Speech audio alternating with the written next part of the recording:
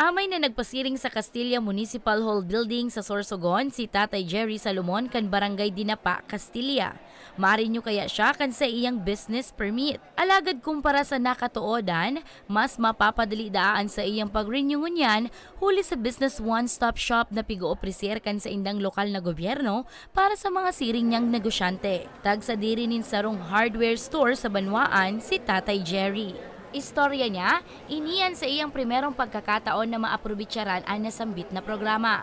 Bintahi ini para sa iya, huli tadain niya na kaipuan pa daa magpasiring sa kunsain-sain na opisina di gobyerno para ipaproseso anman iba-ibang rekisitos.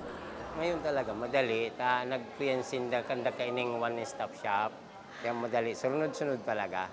Ang negosyanteng si Tatay Lester, saruman sa mga nag-aprobitsyar kan programa. Siring kan mga kapwa niya negosyante, ugma siya na may siring na espuersos an sa indang mga LGU. Dapat ang negosyo, dapat legal talaga. Kasi pag mga illegal, pag legal may mga suporta ang government sa mga negosyante.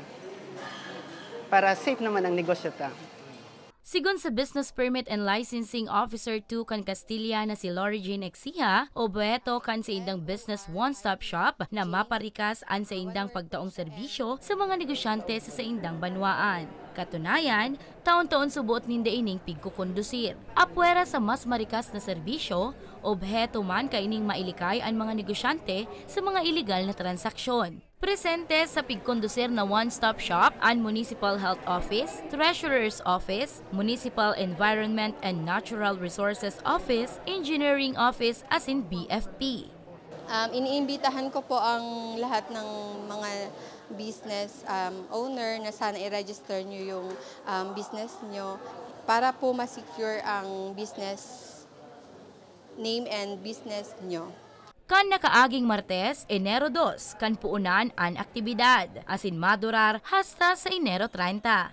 Para sa mga baretang Tatak Bicol, Danica Garcia.